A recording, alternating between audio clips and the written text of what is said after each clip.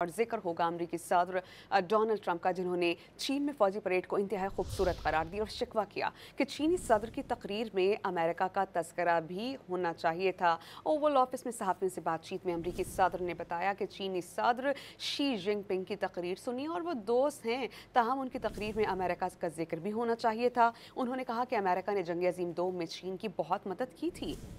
और जिक्र होगा अमरीकी सदर डोनाल्ड ट्रंप का, जिन्होंने चीन में फौजी परेड को इंतहाई खूबसूरत करार दिया और शिकवा किया कि चीनी सदर की तकरीर में अमेरिका का तस्करा भी होना चाहिए था।